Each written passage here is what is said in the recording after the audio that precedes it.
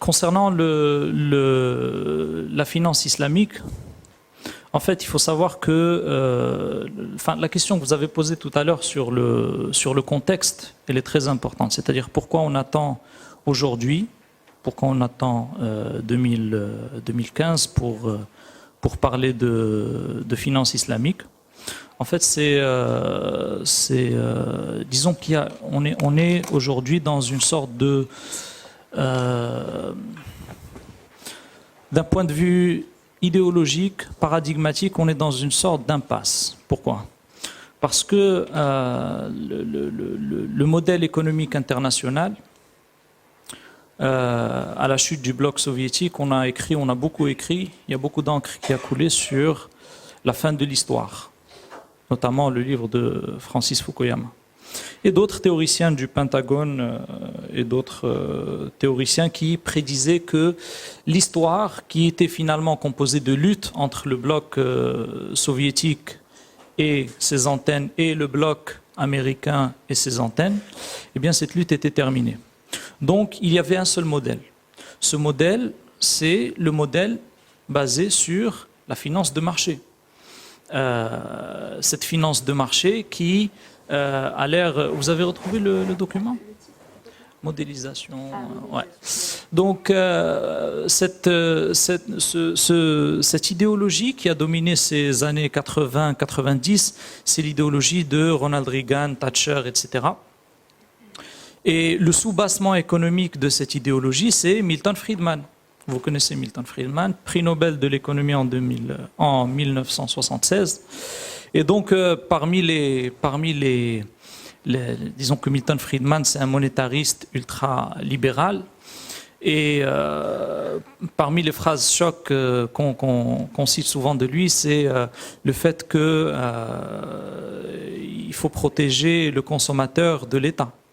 Il disait aussi que si l'État avait en charge la gestion du Sahara, dans quelques années, le Sahara manquerait de sable. C'est pour dire à quel point il faisait confiance à l'État. Donc, dans ce cadre-là, on s'est dit que finalement, c'est ça, exactement, c'est bon. Donc, dans ce cadre-là, on s'est dit que il y avait un seul modèle. Le modèle, c'est le modèle de la finance de marché, capitaliste, dérégulation, libéralisation, etc. Et donc là, après 30 ans, 35 ans de ce modèle, on commence à se... Donc si vous pouvez avancer, parce que c'est le... Donc après 30 ans de ce modèle, on a commencé à se poser des questions. Quelle est la bottom line, c'est-à-dire le résultat de ce modèle ? Finalement, le résultat, elle l'a cité Mariam entre autres, c'est qu'on a une concentration incroyable des richesses. 80% enfin 1% de la population détient 99% des richesses. Alors si vous pouvez le mettre en projection, ça serait mieux, ça m'arrangerait. Oui, voilà, avancez, voilà.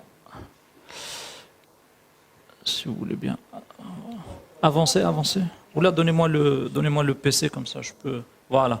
Alors, donnez-moi le PC comme ça, je peux manipuler, si ça vous dérange pas. Merci beaucoup. Alors, avant d'entrer dans le détail, donc je disais qu'on a une concentration des richesses. Cette concentration, elle vient d'où ? En fait, ça vient du système qui est basé sur pile je gagne, face tu perds. Ce système, il est fondé sur une chose qui est la colonne vertébrale du modèle, c'est l'intérêt. Il y a des axiomes dans l'économie, par exemple la rareté.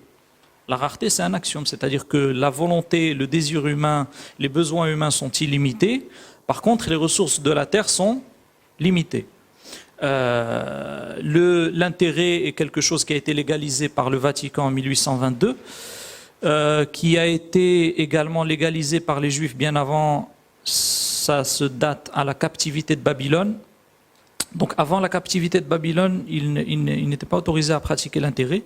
après la captivité de Babylone, ils ont autorisé l'intérêt avec les non-juifs. Avec les juifs, ça passe pas. Les chrétiens, ils ont une interdiction d'intérêt. Jusqu'à 1822, sous la pression des banques et des bourgeois, le Vatican a lâché un peu du lest par rapport à ça. Et donc, avant, était considéré comme taux usuraire 5%, par exemple. 1%, ça allait encore. Donc, en fait, cet intérêt, qu'est-ce qu'il fait? Cet intérêt, c'est justement ce système de pile je gagne, face tu perds. C'est-à-dire que si un financier finance un projet, si l'entrepreneur gagne, tant mieux, il donne, il paye les charges d'intérêt, il gagne le reste. S'il perd, bah, tant pis. Donc il vend ce qu'il a. Et donc c'est ce processus d'expropriation en cas de perte qui fait que, même en période de retournement et de récession, la concentration et la fuite des richesses vers les basses couches sociales, vers les hautes couches sociales continue.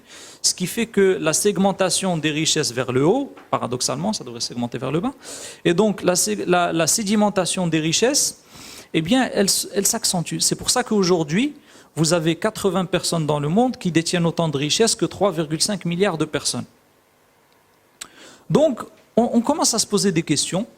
D'abord chez les musulmans, après la décolonisation, on a Aboul A'la al-Mawdoudi au Pakistan, avant Baqir Sadr, contrairement à l'idée reçue, qui commence à parler de, finalement, voilà, la colonisation est terminée, nous musulmans, est-ce qu'on a quelque chose? Qu'est-ce qu'on a? Et on revient, on commence à refouiller cet héritage très lourd et dont la terminologie nous est très complexe, pour essayer de mettre à jour un petit peu qu'est-ce que c'est que cet héritage. Et donc à partir de là, on a vu naître la pensée économique islamique, c'est-à-dire les années 50. En Malaisie, au Pakistan, un peu plus tard en Égypte, et ainsi de suite, avec la première banque islamique qui est Dubai Islamic Bank, la première banque privée de détail, la Banque islamique développement en 74 et Dubai Islamic Bank en 75. Donc la finance islamique, pour résumer, c'est un tout. Il ne faut pas réduire la finance islamique aux banques islamiques, ça serait une erreur. Et il ne faut pas réduire le système économique islamique à la finance islamique. Donc ce tout, si vous voulez, à quoi il ressemble? D'abord, il repose sur des piliers. Ces piliers, ce sont 7 piliers qu'on a identifiés. D'abord, le principe de partage de profit et de perte, ce qu'on appelle les 3 P. Nul bénéfice sans sacrifice, ça on connaît en français. En anglais, c'est no pain, no gain. Et en arabe, c'est en arabe, c'est al-ghunmu bil-ghurm ou bien al-kharaj bil-daman. En fait, ça c'est une règle fondamentale qui régit la finance islamique. Si vous comprenez cette règle, vous comprenez à peu près 50% de la finance islamique. Donc, si vous voulez prétendre à un gain, il faut supporter un risque quelconque. Il n'y a pas de gain garanti. Point de départ. Et donc, ça suppose l'interdiction des intérêts. Donc, on ne va pas rentrer dans la polémique intérêt, usure, etc. Parce que tout intérêt supérieur au montant du capital initial prêté est considéré comme intérêt.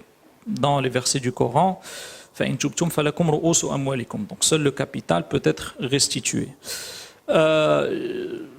Ensuite, le 3e pilier, donc on a l'éthique, l'obligation d'agir d'une manière éthique. Disons que c'est un cadre.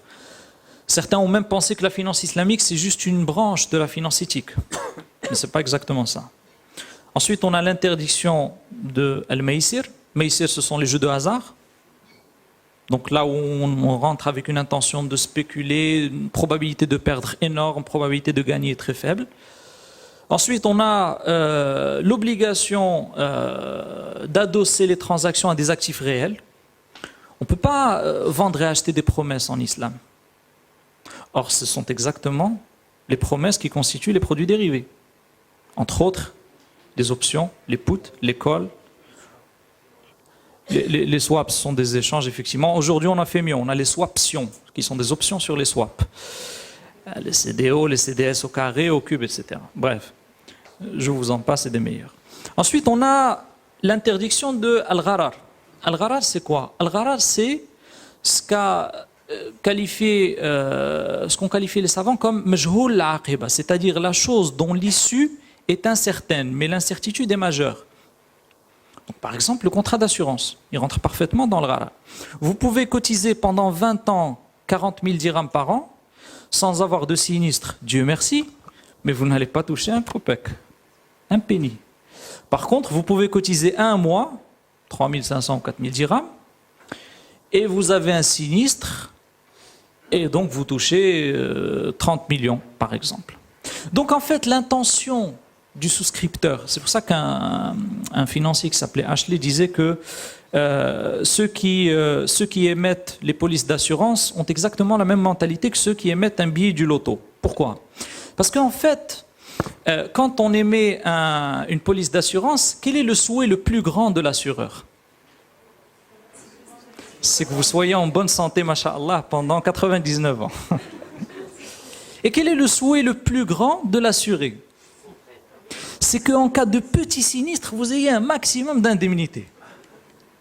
Donc en fait, l'assureur, il fait attention à votre santé, c'est louable, mais disons que c'est pour des fins pécuniaires, bien sûr. Donc en fait, on rentre dans un contrat avec l'intention de gagner un maximum avec une mise minimale, et l'assureur veut gagner un maximum avec un sinistre minimal. Le dernier pilier, c'est... alors, un petit... Voilà, on revient à la présentation.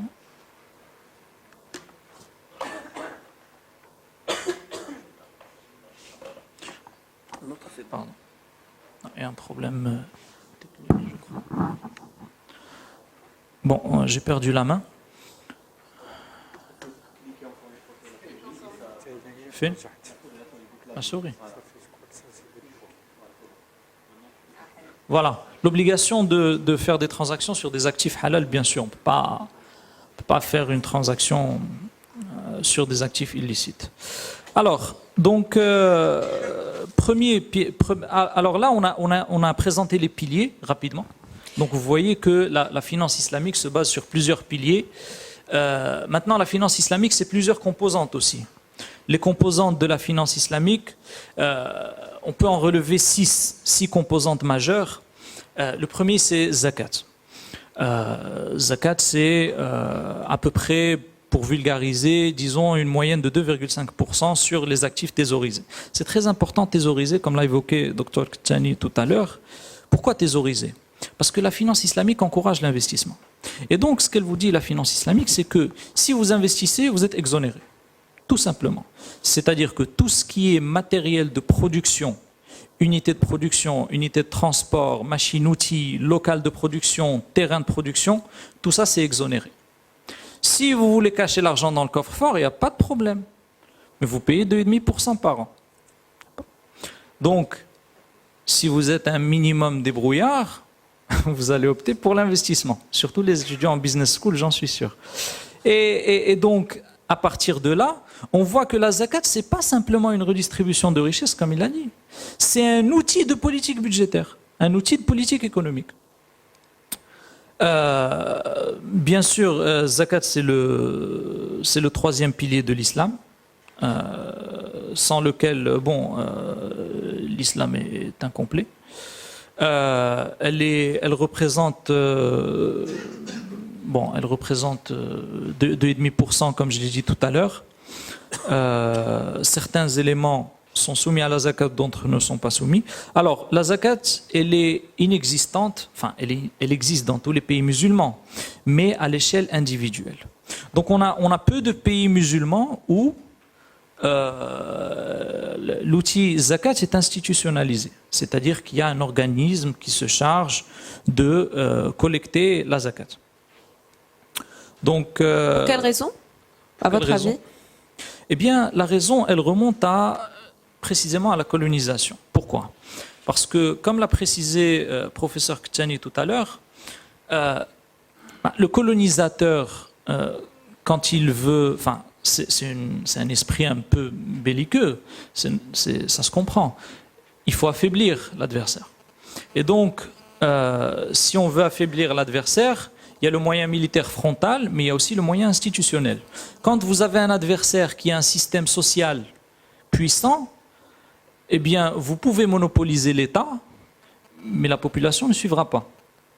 Donc, qu'est-ce qu'il a fallu neutraliser dès le départ? Et le maréchal Lyautey était très rusé, il faut le dire, il faut l'avouer. Eh bien, il a neutralisé le waqf et le zakat. Donc, première étape, il faut neutraliser là où la société civile arrive à se financer toute seule et donc à produire des écoles, des hôpitaux, etc. Mais plus que ça, il faut aussi centraliser le fait religieux. Parce que la population suit beaucoup les ulama, ce qu'on appelle les ulama, les savants.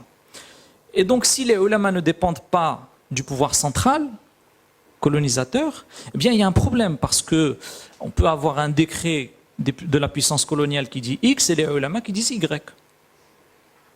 Eh bien, à vous de deviner qui va être suivi par la population.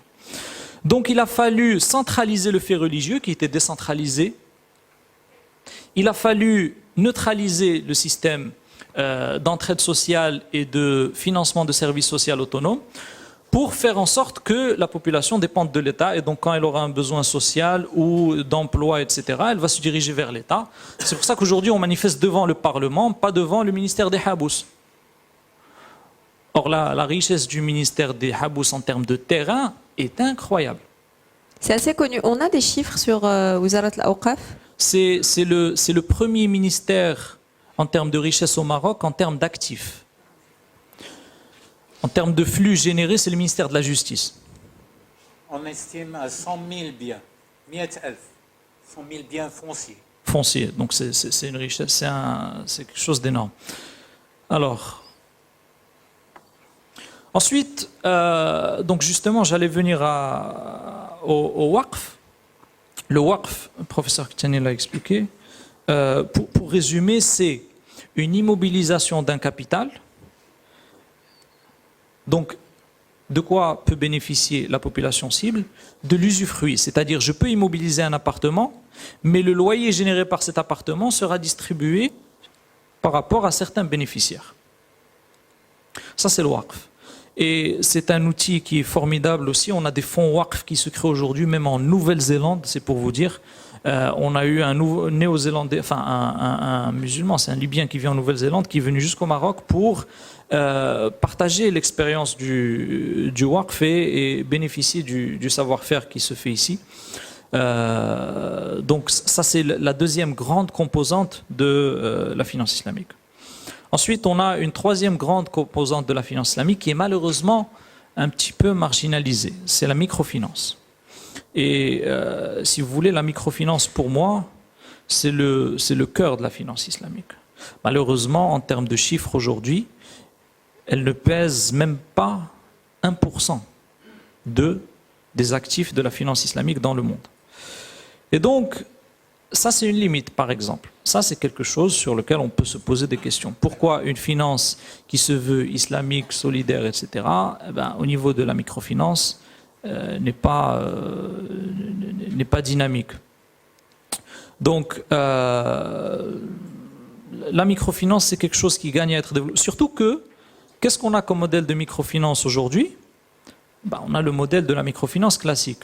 J'ai rencontré des opérateurs de microfinance. Comment ils s'adressent à la population pauvre et dans le besoin, bien sûr? Ils disent, nous, on fait des taux de 2% par mois. Donc, ça fait combien par an? 2 fois 12, 24. 24%. Ah, si on compose, on dépasse les 25%. Là, on est dans les 30%. Intéressant. Donc, non, moi j'ai fait simple, j'étais gentil. Donc mais si ça se compose, ça se complique. Donc, vous voyez que c'est quand même un modèle très usurier au sens chrétien, musulman et juif du terme. Donc, la microfinance aujourd'hui gagne à être encouragée. Pourquoi? Parce qu'elle touche les populations les plus vulnérables, celles qui sont marginalisées par le système classique. Pourquoi? Parce qu'aujourd'hui, SDF, ça veut dire sans domicile fixe, mais ça veut aussi dire sans domiciliation fiscale. Et donc, quand vous n'avez pas de compte bancaire ni d'adresse, le système bancaire ne vous parle pas. Et donc, s'il ne vous parle pas, il ne peut pas vous intégrer dans la roue économique et donc vous restez marginalisé. Alors, après la microfinance, ça répond. Enfin, très bien. Donc, voilà. Donc là, je donnais quelques éléments par rapport au défi de la zakat. Le défi de la zakat, c'est l'évaluation qui est assez complexe, l'optimisation des ressources de la zakat, les risques de détournement aussi. Et les défis relatifs au waqf, c'est la transparence, l'optimisation et surtout la bonne gestion. Parce que si on fait du waqf pour faire des biens fonciers qu'on va louer, on est vraiment dans ce qu'on appelle la gestion défensive en finance, la gestion de portefeuille défensif, si vous avez fait un petit peu de finance. Alors, Takaful, c'est la quatrième grande composante, parce que j'ai avancé la microfinance. En fait, dans Takaful, c'est un système d'assurance alternatif, si vous voulez. Donc, on est plutôt dans une optique mutualiste, dans laquelle le surplus qui dépasse les sinistres est reversé entre les actionnaires et le gérant du Takaful. Donc, on est vraiment toujours dans cet esprit de PPP, partage des profits et des pertes. Et donc, on a plusieurs modèles de Takaful. Il y a toute une ingénierie financière derrière pour les montages des fonds, parce que ça fonctionne beaucoup comme un fonds d'investissement, mais avec ses propres règles. Bon, pour l'instant, parmi les grands défis du Takaful, c'est la taille. Ça reste encore très, très mince. Et au Maroc, par exemple, l'un des grands défis, c'est que la loi sur les banques participatives a précédé la loi sur les assurances. Et donc, on va peut-être tomber dans un problème, peut-être que M. Khalil nous éclairera sur ça, c'est-à-dire qu'on devra avoir des contrats de financement participatif, mais adossés à des assurances conventionnelles, donc ce qui pose un léger problème par rapport à la discipline. Donc, en fait, la cinquième composante, c'est les instituts de financement islamique, c'est ce qu'on appelle vulgairement les banques islamiques. Mais Talal, je m'excuse de vous interrompre quelques instants. Vous disiez de l'importance de l'économie islamique dans laquelle s'inscrit la finance islamique, mais si on n'a pas d'économie islamique, est-ce qu'on ne ferait pas pour autant la finance islamique? Alors en fait, il y a une règle jurisprudentielle chez les savants qui dit ma la yudraku kulluhu la yutraku julluhu, c'est-à-dire si on n'arrive pas à atteindre 100% de nos objectifs, eh bien, on ne va pas renoncer à 70% ou 60% et se limiter à 0%. Donc, c'est tout un processus parce que on est dans le domaine des sciences sociales et humaines, on n'est pas dans la science dure comme les maths ou la physique pour une partie de la physique.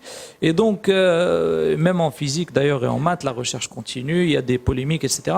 Donc là, dans le domaine humain, on est encore plus dans l'incertain. Donc on a des modèles, on a des recherches, l'application varie de pays à pays. Mais en tous les cas, si on ne peut pas faire toute la finance islamique et qu'on doit commencer par les banques participatives, bien qu'on commence par les banques participatives, mais il ne faut pas perdre de vue le reste. Chose qui semble être un petit peu de fait dans les pays du Golfe, c'est-à-dire qu'on a pris les banques islamiques et on a laissé de côté une grande partie du reste, ce qui fait qu'aujourd'hui, par exemple, vous avez 99% des actifs financiers islamiques qui ne sont pas dans la microfinance. On a des investissements dits islamiques qui se font à Wall Street et dans le London Stock Exchange, alors même que dans les pays musulmans, il y a des projets à faire, il y a de l'économique, il y a du levier, il y a beaucoup de choses, pas au sens de l'intérêt, le levier bien sûr. Donc il y a beaucoup de choses à faire. Donc rapidement pour résumer les modèles, comment ça marche une banque islamique? On a souvent cette question, qu'est-ce qu'il y a derrière? Est-ce que c'est juste j'achète et je revends? En fait, la banque participative, elle a plusieurs modalités d'intervention. La principale modalité d'intervention, c'est ce que j'appelle le financement participatif. Donc, si vous, jeunes diplômés, futurs diplômés de Toulouse Business School, Inch'Allah, Vous avez une idée en tête. Peut-être que 10% d'entre vous deviendront entrepreneurs. Je ne sais pas, est-ce que l'école encourage l'entrepreneuriat? Talal, juste une précision, il n'y a pas que des lauréats de Toulouse Business School, quand bien même Toulouse accueille gentiment dans ses locaux. Il y a des professionnels avec nous, etc. Mais J'ai envie de flatter un petit peu les Toulousains. vous avez raison, vous avez raison. Mais juste pour que les autres se sentent concernés aussi. Non, bien sûr. C'est à titre d'exemple. Donc c'est juste, c'est pas exclusif. Donc, si certains d'entre vous ont envie de faire de l'entrepreneuriat, ils ont de belles idées, mais pas de capital. Le système classique va vous dire, je vous finance si vous mettez en hypothèque quelque chose, l'appartement de votre papa, ou bien autre chose qui est peut-être l'unique richesse de votre famille. Et donc, si vous n'avez pas de richesse à hypothéquer, ce qui est le cas de la grande majorité de la population, bien le modèle bancaire ne discutera pas avec vous. Pourquoi? Parce qu'on est dans une optique défensive et très risque averse. En finance participative, on est plus dans l'optique du capital risque. C'est-à-dire, on va vous dire, OK, on va analyser l'idée, ensuite on va entrer en participation. Et on peut opter pour deux modes, soit la musharaka permanente, c'est-à-dire on reste associé, actionnaire, soit la musharaka dégressive, c'est-à-dire qu'on se retire petit à petit du projet et vous prenez en main l'ensemble du projet une fois que vous avez pu racheter l'ensemble des actions. Donc ça, c'est un modèle de financement. On a aussi le modèle de financement basé sur Salam, par exemple. BS, Salam, c'est quoi? Ça ressemble loin, mais de manière lointaine au forward, pour ceux qui ont fait un peu de finance. C'est-à-dire que souvent les agriculteurs et les commerçants ont besoin de cash flow, c'est le BFR, le besoin en fonds de roulement, pour faire tourner les choses. Mais la vente ne va être payée que 2 ou 3 mois après ou 1 an après. Donc BS, Salam, c'est quelque chose qui permet de vendre tout de suite et de se faire payer tout de suite un bien qu'on va livrer dans 3 mois ou 6 mois ou 1 an, etc., avec des conditions précises. Donc ça, ce sont simplement des exemples de contrats, mais il y en a des dizaines de contrats qui sont utilisés par les banques participatives. Donc, ensuite, on a le financement de services, on a le financement commercial, c'est-à-dire que le modèle est complet. Le modèle est complet. Le modèle est complet, c'est juste qu'il faut avoir la curiosité de se poser des questions sur ça, parce que moi j'ai eu l'occasion d'enseigner dans une école de commerce, et quand je pose la question aux étudiants, si vous voulez faire un projet, est-ce que vous avez une alternative à part la banque? Pratiquement tout le monde dit non. Pourquoi? Parce que c'est le seul modèle qu'on connaît. Et donc, on ne peut pas imaginer quelque chose en général, on voit ce qui se passe, on voit ce que fait tout le monde et on fait un petit peu comme ça. Donc, il faut ce qu'on appelle think out of the box.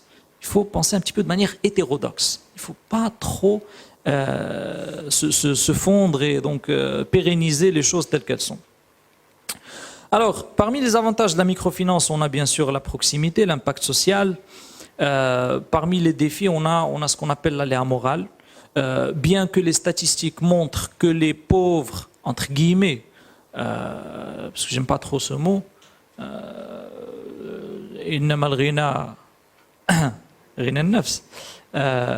donc les personnes dont la situation financière est limitée sont de meilleurs rembourseurs, je ne sais pas comment on peut dire ça en français, ils honorent mieux leur traite que la classe moyenne et supérieure.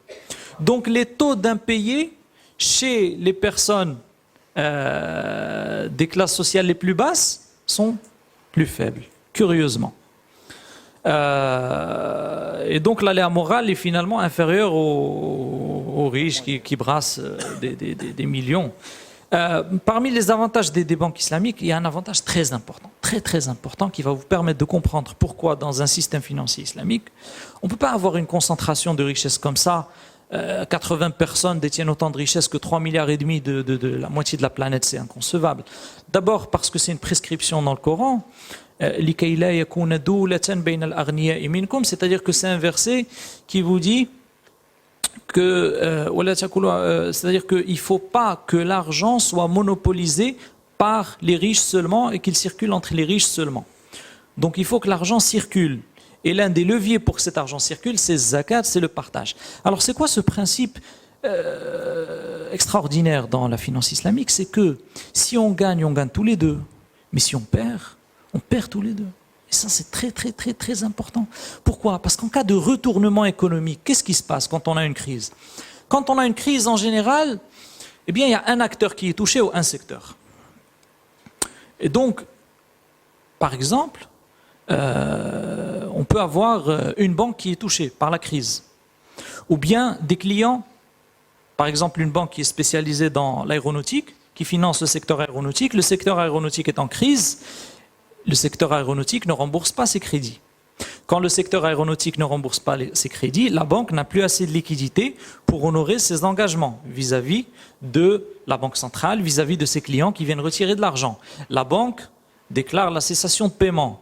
Quand cette banque déclare la cessation de paiement, il y a un effet domino. Tout simplement parce qu'ils sont enchevêtrés, les bilans. Les créances des uns sont les passifs des autres. Les actifs des uns sont les passifs des autres. Et donc, on a un effet domino.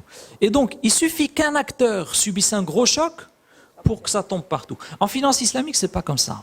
Quand on partage les risques et les pertes, imaginons qu'on ait un projet avec 2 ou 3 acteurs.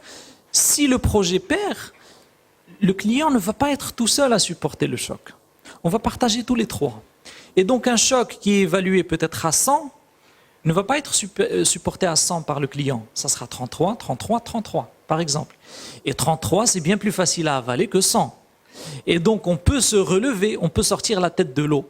Et donc, c'est ça qui est fondamental dans la vision macroéconomique de la finance islamique, pour faire très rapidement et très résumé. Et donc, on a plus de stabilité. Mais l'une des limites, encore une fois, parce que je suis pas là pour dresser un bilan à l'eau de rose de la finance islamique, mais aussi pour évoquer certaines limites qui sont des défis sur lesquels il faut travailler.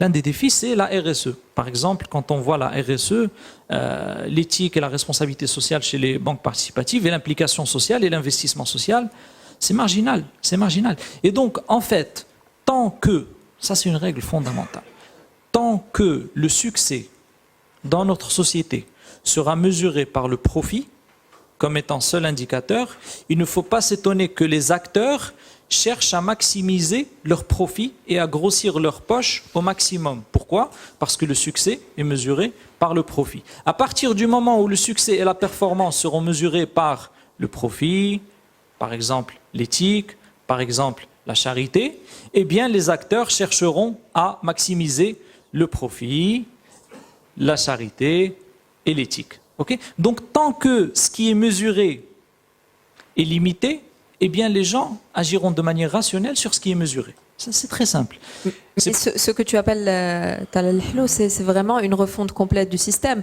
C'est presque même une refonte des mentalités de l'école de commerce, même une refonte psychologique des mentalités basées sur la compétition. C'est quoi la mentalité de l'école de commerce? Non, mais j'en ai fait une. Il s'avère qu'on a fait la même école de commerce à quelques années d'écart, sans faire de pub, mais c'est clairement, même dans les mentalités des classes préparatoires et des sélections et des concours d'entrée et des quotas et même la compétition au niveau du recrutement, tout le monde est en compétition sur un plan global, RH, humain. Ouais. Donc, alors, effectivement, il y a de la compétition. C'est vrai que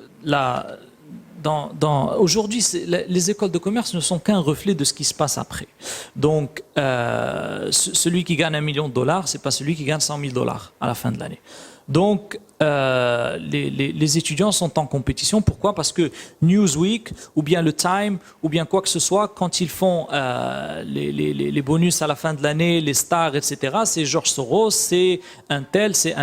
Et donc, le succès se mesure par le portefeuille. Quand on ne parlera plus de ces gens-là, et qu'on parlera plus des gens qui ont un impact social, qui ont d'autres impacts sur la vie autrement plus grands que de ramasser et de grossir leur compte bancaire et de chercher à être le plus riche mondial quand ils sont le deuxième, parce que c'est jamais suffisant.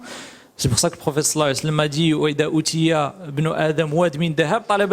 c'est-à-dire que si on donne au fils d'Adam un fleuve d'or, il va dire moi je veux le deuxième. Mais il y a des exceptions à ça.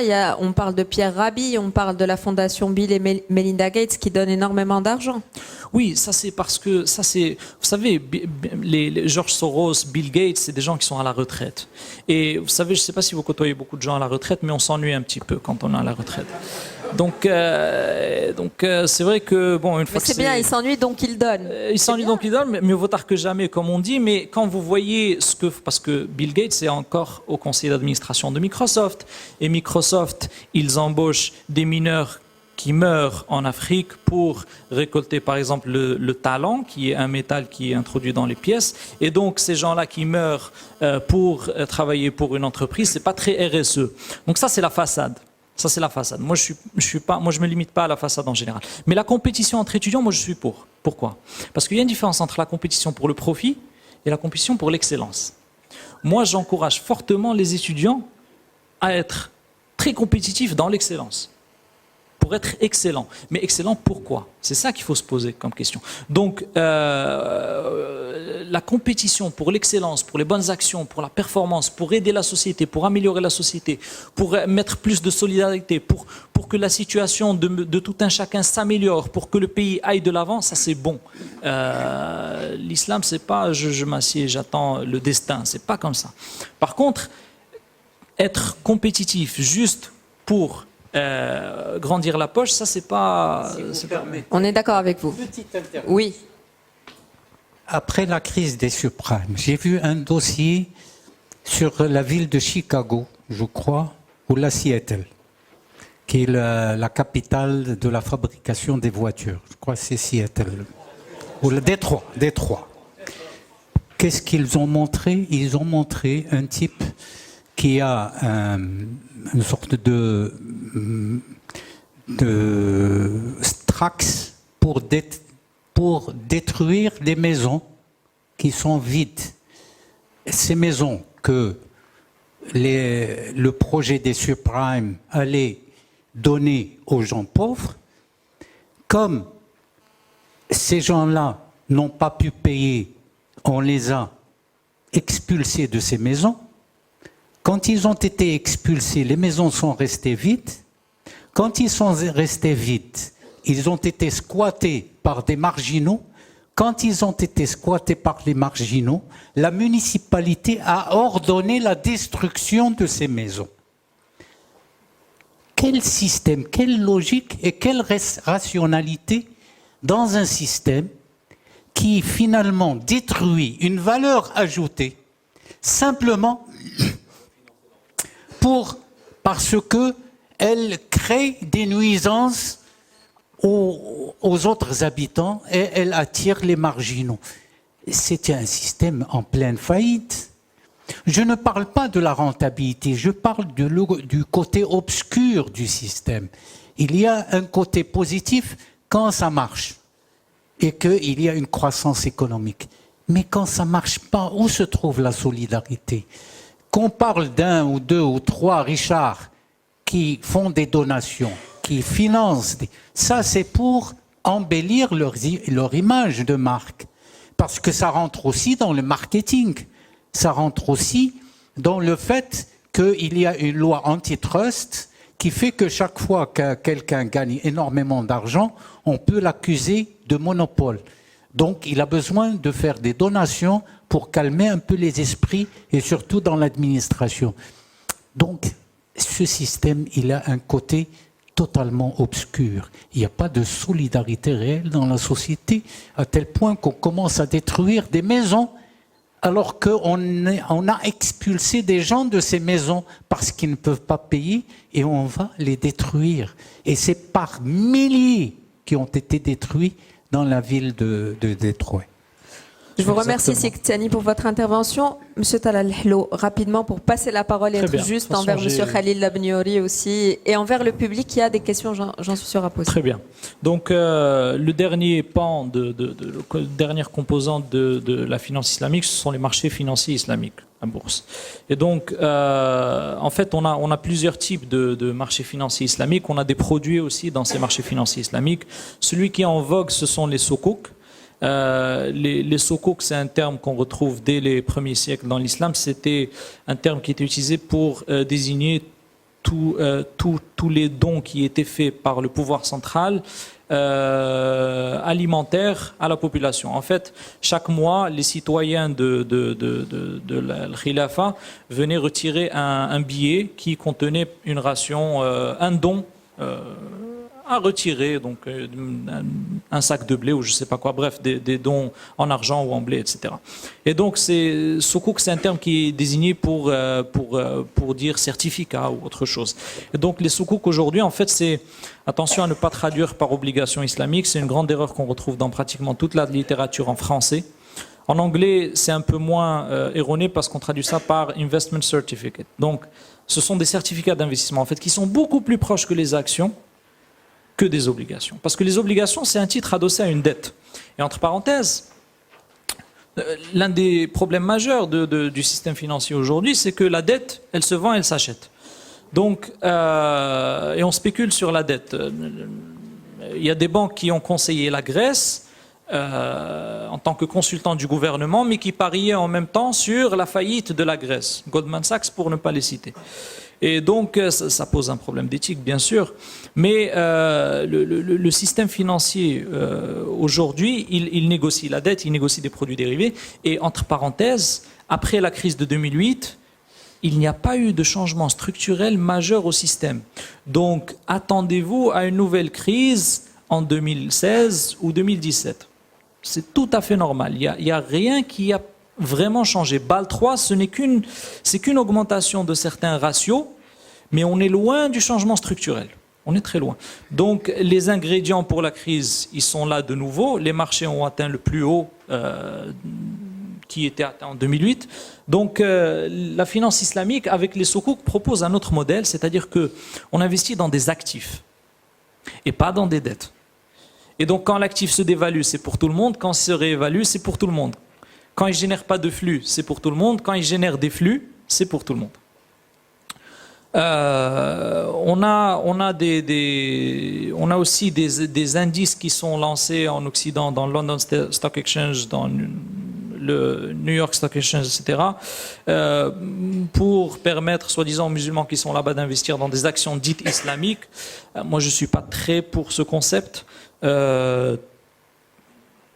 Et donc, en fait, dans les marchés financiers islamiques, le principal défi, c'est un défi d'harmonisation, d'abord, parce qu'en Malaisie, ça c'est illicite, au Pakistan c'est illicite, en Arabie Saoudite c'est illicite, à Bahreïn c'est illicite, Il y a un effort d'harmonisation qui est en train d'être fait par l'AAOIFI, qui est la plus grande instance c'est Accounting and Auditing Organization for Islamic Finance Institutions.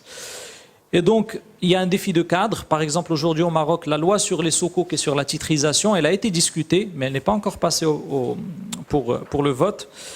Et donc aussi, on a un défi de conformité, c'est-à-dire est-ce qu'on veut reproduire l'expérience des marchés financiers occidentaux ou bien vraiment il y a une volonté de proposer quelque chose de différent. Parce que, comme disait, je pense que c'était Lavoisier, le chimiste, les mêmes causes entraînent les mêmes effets. Donc si on reproduit les mêmes ingrédients qui entraînent des coûts, parce qu'aujourd'hui, moi je vous explique, en finance islamique, il y a des gens qui cherchent à islamiser les dérivés. On prend un dérivé qui est comme ça, on dit, bon, comment on va faire avec l'islam, on va faire ceci, on va ajouter cela, on va rentrer ça, voilà un dérivé islamique. Si on fait comme ça, si on continue comme ça, bon, heureusement c'est marginal, mais imaginez que ça prenne de l'ampleur, la finance islamique, le jour où il y aura une crise de la finance islamique, il ne faudra pas s'étonner. Ça sera quelque chose de normal.